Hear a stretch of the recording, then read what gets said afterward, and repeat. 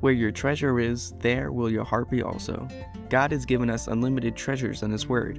Every time we open it, we can discover a new treasure or admire an old one. What will we find today? Here's Carla Early with Treasure Hunt in the Word.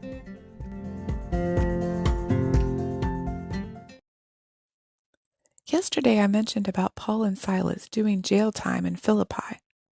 Do you remember how they got there? Because they did something good.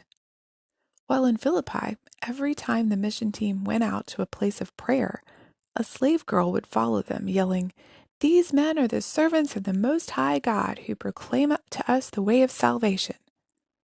Now this was true, but it most likely wasn't an informative declaration, but a derogatory, jeering type of shouting.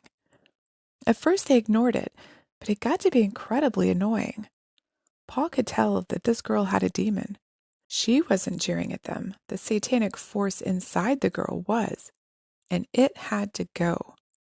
So Paul turned and said, "I command you in the name of Jesus Christ to come out of her." And just like that, the girl was healed. Now you'd think that people would be rejoicing to see a girl who had been held captive by a demon to be freed. But that wasn't the case. The problem was that the girl, with the help of a demon, had told fortunes.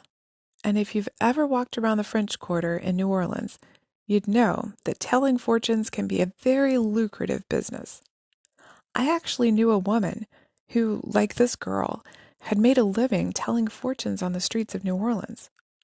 She and her husband attended the small group that I was in at church after they'd been saved.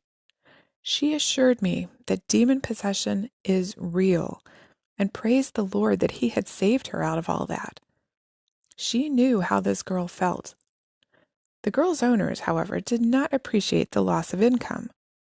Without the demon, the girl didn't have the capacity to tell fortunes, which meant her owners couldn't make money off her anymore. And they weren't too happy about that. The girl's owners grabbed Paul and Silas and dragged them to the marketplace, where the town's rulers were found. In front of everyone, they accused Paul and Silas. They said, "These men, being Jews, exceedingly trouble our city, and they teach customs which are not lawful for us, being Romans, to receive or observe." Now, beside the fact that they were Jews, the rest of their accusations were lies, and very vague ones at that.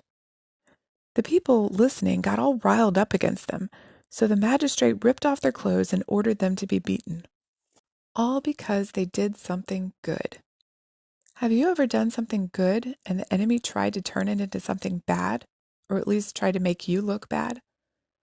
Anything we do for the Lord, Satan tries to use for his purposes.